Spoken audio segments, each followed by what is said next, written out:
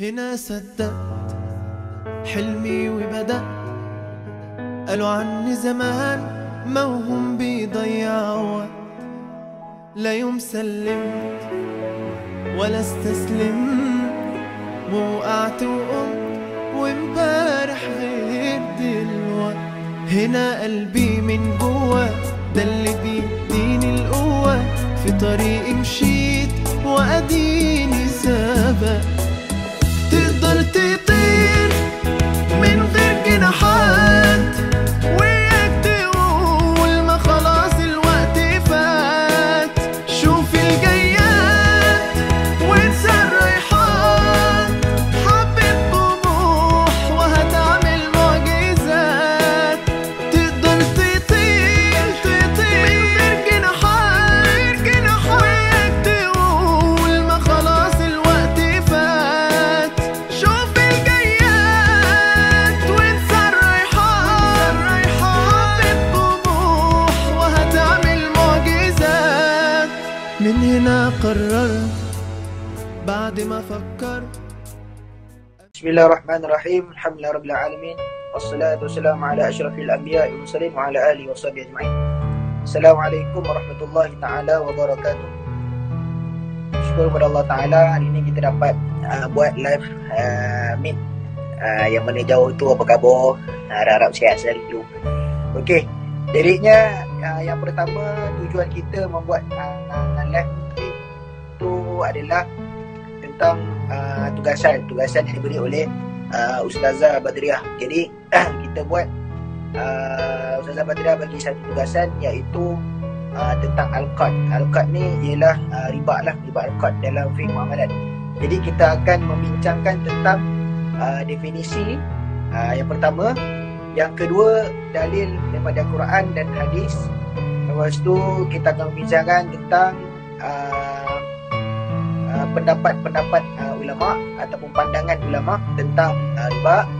Lepas tu yang keempat, syarat dan rukun tentang riba. Lepas tu yang terakhir adalah aplikasi muamalat semasa. Jadi apa aplikasi yang melibatkan muamalat tentang zaman sekarang ni, yang semasa lah. Okey. Jadi kita dengar yang pertama, iaitu Zarin Azim menceritakan tentang definisi riba. Tafadhal mashkura. Okey. Terima kasih kepada pengerusi majlis. Assalamualaikum warahmatullahi taala wabarakatuh. Alhamdulillahirabbil alamin, wassalatu wassalamu ala asyrafil anbiya'i wal mursalin sayyidina Muhammadin wa ala alihi wa sahbihi ajma'in. Rabbi shrah li sadri wa yassir li amri wahlul 'uqdatam min lisani yafqahu qawli. Jadi berdirinya saya di sini untuk hari ini saya akan menerangkan definisi riba al-qad. Jadi yang pertamanya saya nak anda semua tahu dulu apa itu riba. Jadi riba dari segi bahasanya adalah pertambahan atau peningkatan, dan daripada segi istilahnya pula adalah sebarang tambahan ke atas hutang akibat tempoh masa dan tambahan dalam urusan yang melibatkan barang tertentu, iaitu barang-barang ribawi lah. Jadi riba ni dia terbahagi kepada dua. So dua ni adalah riba ad-duyun dan juga riba al-buyut. Iaitu setiap daripada dua ni terbahagi pula ada anak dia dua. Masing-masing ada anak dia dua. Riba ad-duyun ni dia ada anak dia, nama riba al-qad dan juga riba al-jahiliyah. Dan yang riba al-buyut ni pula anak dia nama riba an-nasa dengan riba al-fad. Seterusnya saya akan terus masuk. Hari ini kita fokus lebih kepada riba al-qad. Riba al-qad ni berlaku apabila kadar atau manfaat tambahan yang lebih daripada pinjaman asal dikenakan ke atas pinjaman tersebut dan dipersetujui semasa pinjaman dibuat, sama ada dikenakan oleh pemberi pinjam atau ditawarkan sendiri oleh pembeli. Dalam erti kata lain, riba al-qard ni melibatkan sebarang pinjaman yang perlu dibayar melebihi pinjaman asal. Jadi riba al-qard ni memang famous, memang popular, memang selalu terjadi, bukan dekat Malaysia saja tapi dekat mana-mana pun memang riba al-qard ni senanglah nak berlaku riba al-qard ni. Jadi contoh yang pertama yang saya boleh bagi, pihak pengantin perempuan dia bersetuju untuk memberikan 9 dulang hantaran yang bernilai RM10,000. Tapi pihak lelaki pula dia bersetuju membalas 7 dulang hantaran tapi bernilai RM13,000. So ada lebihan dalam RM3,000 lah. Dalam situasi ni riba dah berlaku kerana persetujuan untuk manfaat dibalas manfaat yang lebih baik. Tidak salah untuk menetapkan bilangan dulang saja, tetapi bila menetapkan nilai yang berbeza, nilai ada beza, pihak lelaki kena bagi lebih sikit, itu boleh dijadikan riba juga. Lepas tu contoh lain lah saya boleh bagi adalah contohlah nama dia Ali kan. Ali ni dia meminjamkan duit RM1,000 kepada Abu. Dan Ali ni pula dia letakkan syarat dekat Abu yang mesti bayar balik, tapi kena bayar sebanyak 1,200. So 200 tu sebenarnya adalah riba al-qard. Jadi dalam kehidupan seharian kita pun memang senanglah nak jadi riba al-qard ni. Jadi kepada para penonton yang menonton video kami ni, live kami ni, jadi semoga korang berhati-hati dalam melakukan apa jua transaksi lah. Jadi sekadar itu daripada saya. Wallahu ta'ala alam. Tafadhal mashkura pada Muhammad Zahran Azim. Jadi itu antara definisi riba, dua riba lah. Jadi tapi kita fokuskan kepada riba al-qard. Jadi itu antara riba, dan riba itu terjadinya apabila dua individu yang bersetuju antara mereka, barulah terjadinya riba. Tapi jikalau contoh yang tadi itu, yang pasal dulang tadi itu, contoh pihak lelaki nak bagi lebih, itu tidak jadi masalah. Kalau dia berkemampuan jadi dia bagi lebih, itu tak jadi masalah. Yang 7 dulang sama tapi harga dia berbeza, itu tak jadi masalah sebab dia tak ada ni.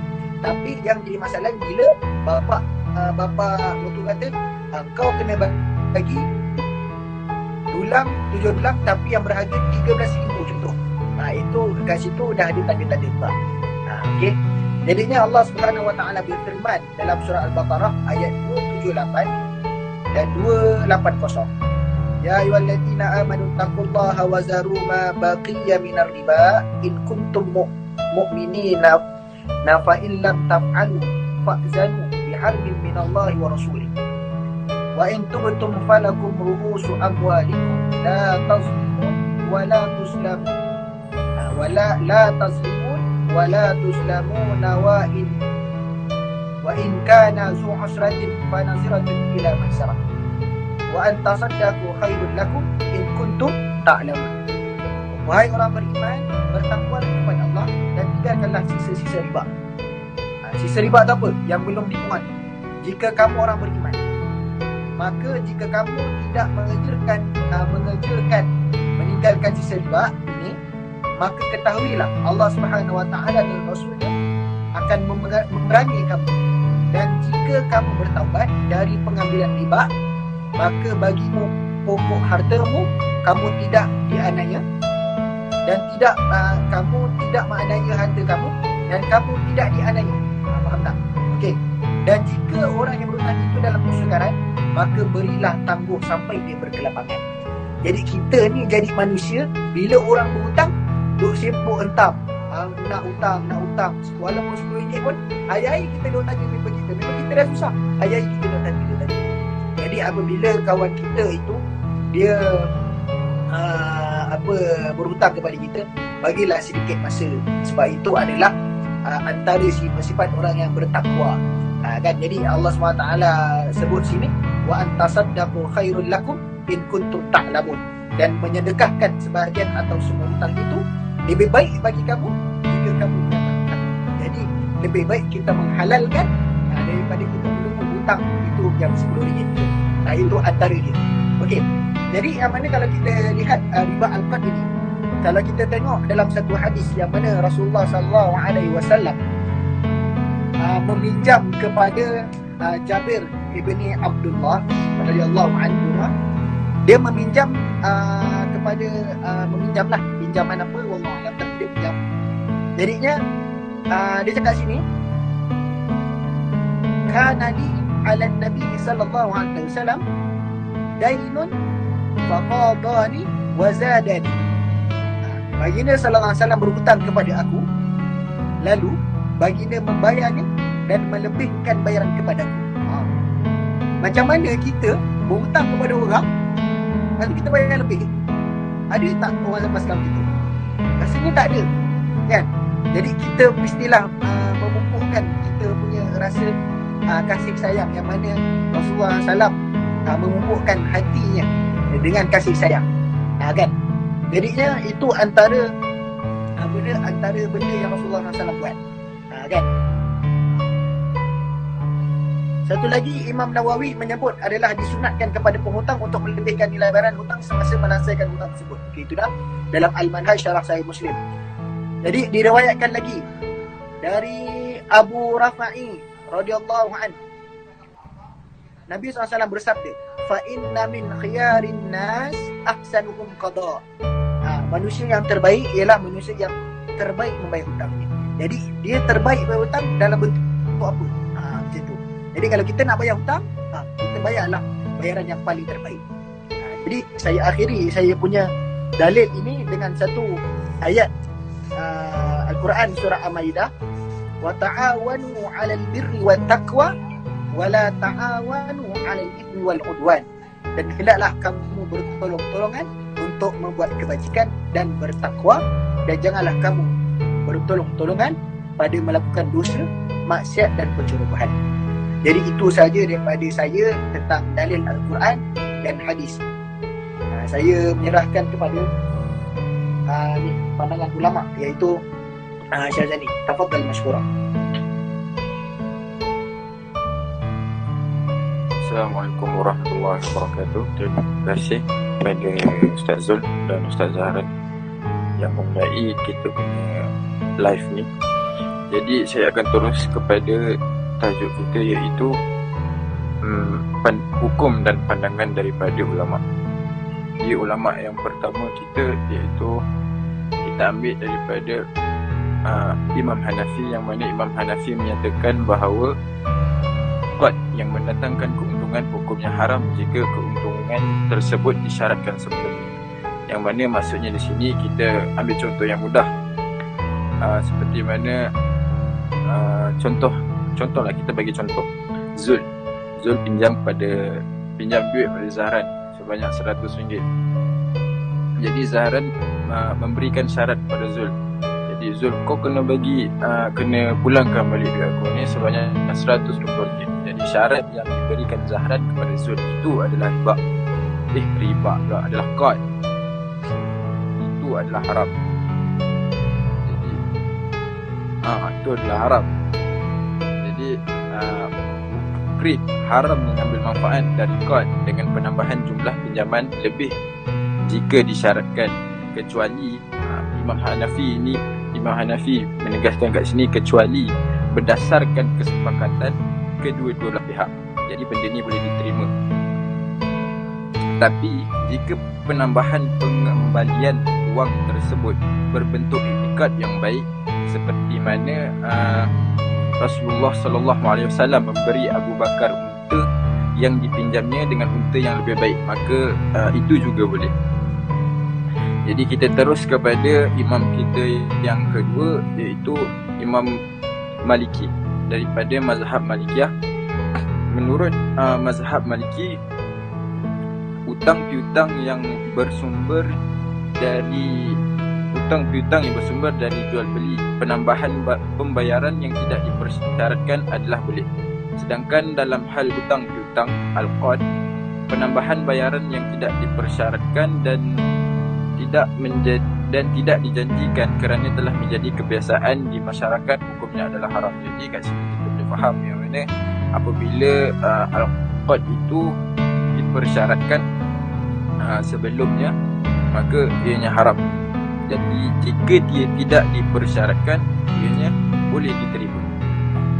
Jadi kita beralih pula kepada mazhab Imam Hanbali, yang mana Imam Hanbali menyatakan terdapat dua riwayat, dan yang paling sahih adalah pendapat yang mengatakan boleh tanpa kemakruhan. Dan yang keempat iaitu daripada Syekh Zainuddin Al-Malibari menyebutkan bahawa boleh bagi muqtarid menerima kemanfaatan yang diberikan kepadanya oleh muqtarid tanpa disyaratkan suatu akad. Misalnya kelebihan ukuran atau mutu barang pengembalian lebih baik dari yang dihutangkan. Bahkan melebihkan pengembalian hutang adalah disunahkan bagi mukrid, sebagaimana Rasulullah SAW sabda Rasulullah SAW yang maksudnya sesungguhnya yang paling baik di antara kalian adalah yang paling bagus dalam membayar hutang. Kita ambil contoh mudah kat sini. Kita ambil Zul dengan Zahran sekali. Zul pinjam hutang dekat Zahran. Dia pinjam duit kat Zahran RM100. Lepas tu dia tak letak syarat apa-apa pun. Jadi Zul nak bayar hutang Jadi Zul pun bayarlah 100 lebih lah, 150 kita bagi. Jadi 150 itu tidak dikira haram sebab itu kita kira sebagai hadiah Zul kepada Zahran 150 tu. Jadi Zul saja lah nak bagi kan. Nak bagi lagi baik. Nak konon.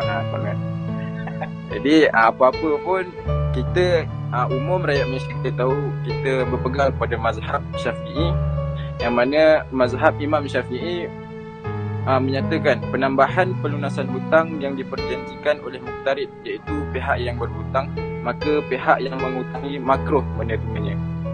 Itu saja daripada saya serahkan semula kepada Ustaz Zul.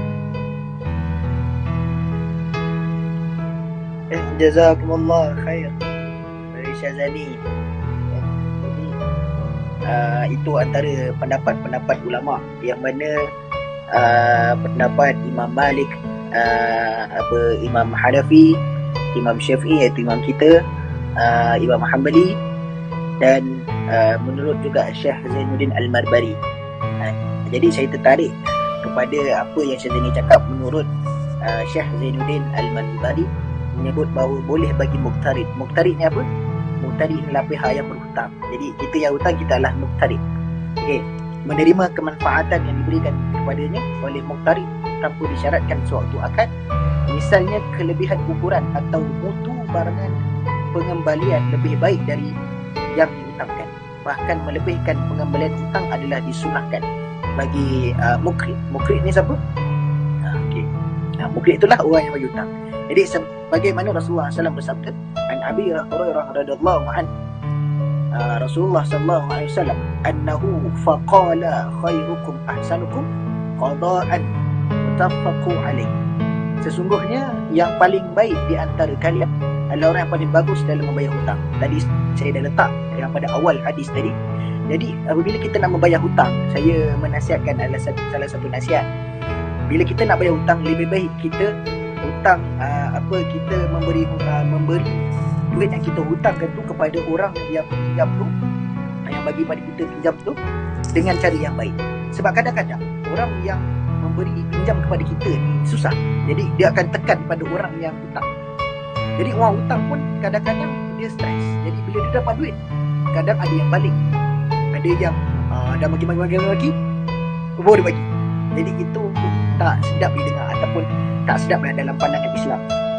Jadi satu nasihat saya, apabila orang yang berhutang, mestilah baik ataupun mestilah jadikan hati itu lembut, kerana sebab kita yang berhutang kepada dia. Jadi biarlah hati kita ni lembutlah untuk memberi balik bayaran yang dia pernah bagi kepada kita, kan. Okey, jadi itu saja antara pandangan ulama yang mana kita boleh boleh ikutlah. Okey. Jadi seterusnya saya beri kepada Firman tajuk syarat dan rukun. Tafadhal mashkura. Assalamualaikum warahmatullahi wabarakatuh. Terima kasih kepada pengurusi majlis. Okey, seterusnya saya akan terangkan tentang rukun dan syarat iman. Okey, rukun ni ada 3. Okey, yang pertama, 2 pihak yang berakad, iaitu penghutang dan peminjam hutang. So, al-qad ni akan terjadi bila ada 2 pihak, iaitu penghutang dengan peminjam hutang. Imam Al-Syekh Said Sabiq menyebutkan bahawa akad qad ialah dianggap sebagai akad memberi milik manfaat. Maka ia tidak boleh dilakukan melainkan oleh orang yang mempunyai kuasa tasarruf. Okey. Kedua-dua pihak hendaklah berakal waras, baligh, tidak ditegah menggunakan harta, sukarela dan mempunyai hak tasarruf kamil terhadap harta. Okey, so kalau tak antara contoh macam kita berakad kan, contoh kita berakad dengan orang yang belum balik, maka dia tidak sah. So, sebab memang syarat dia kena berakal waras, baligh dan tidak ditegah menggunakan harta, sukarela dan mempunyai hak tasarruf kamil. Okey. Jika kita tak berakad dengan yang orang yang ada syarat-syarat ni, yang tak ada syarat-syarat ni, maka ia tidak sah. Okey. Kita pergi kepada yang kedua, iaitu lafaz ijab dan kabul. Okey. Imam Al-Nawawi menukilkan pendapat yang paling sah dalam mazhab Imam Asy-Syafi'i. Qad tidak akan terlaksana melainkan dengan lafaz, kerana lafaz dapat menzahirkan kerelaan hati. Ini dikiaskan kepada akad jual beli dan hibah. Okey, akan tetapi memadai dengan lafaz salah satu pihak disertai perbuatan pihak yang lagi satu. Tidak sah qad dilakukan dengan perbuatan oleh kedua-dua pihak tanpa lafaz. Okey, macam qad ni dia kena ada syarat rukun dia, ada ijab dan kabul. Contoh macam saya cakap kan, saya nak pinjam duit dekat kat siapa-siapa lah, dekat saya bagi contoh dekat ustaz lah, Zul Ilmi. Sebab dia banyak duit kan, saya nak pinjam duit dia lah sikit. Saya nak pinjam dalam 100. Lepas tu Zul pun cakap okey, boleh, bila kau nak bayar? Dia tanya macam tu, bila saya nak bayar? Saya cakap bagi aku seminggu lah, aku bayar balik. Itulah dia antara apa tu, lafaz. Maksudnya dua-dua bersetuju. Seorang nak bagi pinjam, seorang lagi nak pinjam. Lepas tu dua-dua bersetuju. Tapi yang peminjam tu kena bayar ikut yang dia cakap lah. Contoh, kau bagi aku seminggu. Okey, dalam masa seminggu tu, masuk seminggu ada 7 hari. Masuk hari ke-8 tu kau kena bayar. Macam itulah antara apa, itulah dimaksudkan lafaz ijab dan kabul. Lepas tu kalau tak bayar nanti macam apa, bersalah kan, tak sesuai lah kan. Orang kita pinjam duit orang, kita kenalah bayar. Contoh macam nanti orang tu pula datang nak kat kita, nak minta hutang. Ni mana hutang aku, kau tak bayar ni hutang aku, dah seminggu dah ni. Kan tak sedap macam tu kan. Sebab kita dah pinjam, time kita pinjam, kita minta elok-elok. Bila kita nak bayar, tak tepati masa pula. So tak boleh lah macam tu kan. Okey, yang ketiga, harta yang dipinjam ataupun dihutang.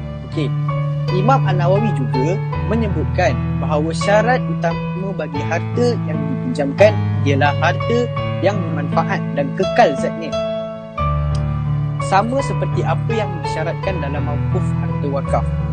Itu bab wakaf pula kan, kena belajar bab wakaf pula.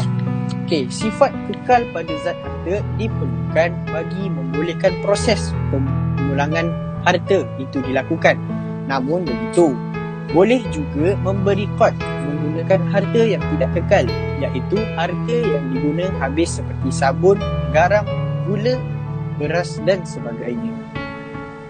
Okey, jika harta qad itu, jika zat harta qad itu telah binasa, atau diguna habis atau rosak, maka harus orang yang meminjam memulangkan semula harta yang senilai dengannya. Macam tadilah saya cakap kan, saya pinjam Zul 100, so saya kena pulangkan balik 100. So tak boleh, kena senilai lah dengan dia. Contoh saya pinjam barang ke kan, saya kena, contoh tiba-tiba saya pinjam barang tu rosak, so saya kena gantikan barang tu senilai dengan barang yang saya pinjam tu. So sama lah seperti duit. Macam kita pinjam duit Zul tadi kan, saya pinjam duit Zul, saya pinjam 100, tiba-tiba saya nak bayar RM1 je. So tak boleh lah macam tu kan, agak-agak lah pinjam 100 bayar RM1. Boleh bergaduh tu kan. So itulah saya cakap, kalau kita dah pinjam sesuatu barang, kita kena pulangkan balik apa yang kita pinjam tu, sebiji macam apa yang kita pinjam, dengan senilai dengan apa yang kita pinjam. Okay, so itu saja rakut daripada saya. Assalamualaikum warahmatullahi wabarakatuh. Saya serahkan kepada Muslim. Jazakumullah khair daripada firman Hakim ni. Jadi itu antara syarat dan rukun lah. Jadi yang banyak contoh-contoh yang diberilah. Jadi kita insya-Allah lah, mudah-mudahan kita ikut apa yang diberi oleh firman Hakim ni supaya hutang itu berkat. Kita guna pun dengan keberkatan, ada akadnya, ada sirahnya kan. Jadi itu antara syarat dan rukun. Okey. Jadi saya mempersilakan Hakim seterusnya untuk menceritakan ataupun memperjelas kepada kita, ada tak aplikasi yang berlaku buat aplikasi yang sekarang ni berkait dengan muamalat. Okey, tafadhal Ustaz. Okay, bismillahirrahmanirrahim. Assalamualaikum warahmatullahi wabarakatuh. Okay, terima kasih kepada pengerusi majlis kita, iaitu Ustaz Zul. Okay, saya akan terangkan tentang aplikasi dalam sistem muamalat pada masa kini. Okay, Islam sebenarnya tidak menghalang kita untuk sebarang bentuk teknologi baru. Bahkan Islam mengiktiraf dan menggalakkan penggunaan akal manusia pada tahap maksimum untuk kemaslahatan kehidupan manusia. Oleh itu, Islam memandu prinsip akal agar tidak bercanggah dengan kehidupan manusia. Oleh itu, jenis apapun teknologi yang mereka cipta, ia mestilah bertujuan untuk kebaikan kehidupan manusia dan bukan untuk mencabar kekuasaan Allah Subhanahu Wa Taala. Okey, prinsip syariah dalam muamalat dan transaksi moden yang berlaku hari ini adalah halal selagi tidak mempunyai unsur riba, gharar, judi, perkara yang haram dan juga kezaliman. Ia tidak semestinya terikat dengan akad-akad yang berlaku pada zaman dahulu. Evolusi dan inovasi manusia tetap perlu diraihkan sesuai dengan zamannya. Oleh itu, Imam Ali radhiyallahu anhu pernah berkata, setiap perkara yang dianggap jual beli oleh manusia adalah dikira jual beli. Okey, kita ambil macam satu transaksi, iaitu pada masa kini kita ambil e-wallet. Kerana e-wallet ini banyak syarikat yang menggunakannya seperti Grab, Foodpanda, lepas tu Tashengo dan Lazada, Shopee dan sebagainya. Okey, adakah transaksi e-wallet ini ada unsur yang haram? Okey, sebenarnya transaksi dalam e-wallet ini, kita transaksi yang dalam online, yang dalam macam kita tak nampak transaksi ni. So transaksi ini adalah harus. So selagi transaksi ini tidak mempunyai unsur haram, seperti seperti kita ingin menambah Tashengo kita sebanyak RM100, tetapi kita perlu membayar dia RM105 sebagai macam bonus lah untuk kita guna Tashengo kita. So RM5 tu kita bagi kat syarikat Tashengo. So RM5 syarikat tersenggot itu tidak boleh menggunakan RM5 itu untuk kegunaan syarikat itulah sendiri. Itu adalah haram. Okey, selain itu adalah seperti macam kita tengok kat Shopee, Lazada ada lucky draw, macam permainan lucky draw yang kita main pusing-pusing tu, tiba kita dapat iPhone, dapat Y apa, Y15 tu. Saya tak tahu asal motor ni. So itu sebenarnya haram tau. Sebab bila kita bayar RM1 tau, kita main lucky draw, walaupun kita bayar RM1, kita dapat, contohlah kita dapat sebuah motosikal yang berharga RM11,000. So macam tak adil lah. So perkara itu adalah haram.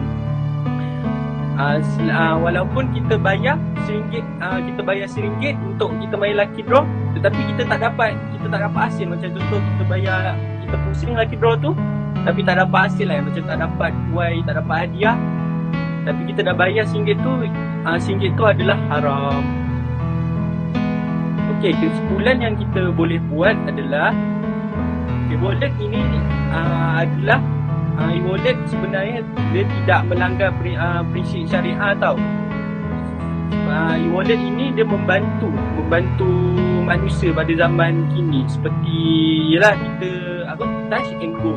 So kita senang lah nak keluar merantau semua. So kita tak payah nak macam kalau kita nak touch and go, kalau tak ada touch and go kita nak beratur panjang. So kita memudahkan tau. Okey, itu je lah, sekian daripada saya. Saya teruskan kepada pengurusi majlis kita. Sekian, terima kasih. Jazakumullah khair, Pak Hakim. Jadi untuk antara penjelasan sedikit tentang aplikasi iaitu e-wallet, yang mana e-wallet sekarang ni semua ada kan. E-wallet yang sekarang ni macam contoh aplikasi settle, iaitu macam Petronas kan. Lepas tu Lazada, Shopee, yang famous lah, Lazada, Shopee, GrabFood, Foodpanda, apa semua kan. Jadi benda tu adalah sesuatu hukum itu dia terletak pada harus, selagi dia tidak melanggar syar'i itu sendiri, prinsip-prinsip syar'i. Jadi bila dia tak melanggar prinsip syariah, jadi dia dibenarkan untuk kita guna, sebab Islam ini tidak dia sangat mudah dan tidak menyusahkan.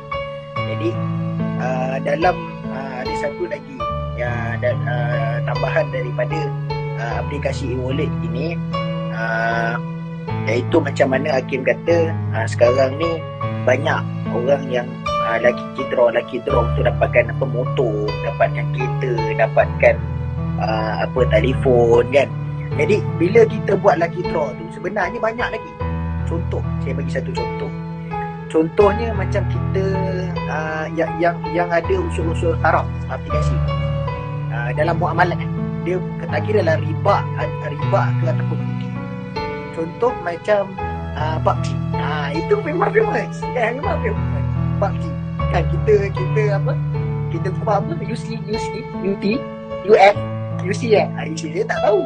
So UC tu, contoh kita top up UC tu kan. Contohlah berapa? Kita top up ada UC RM7 tu kan.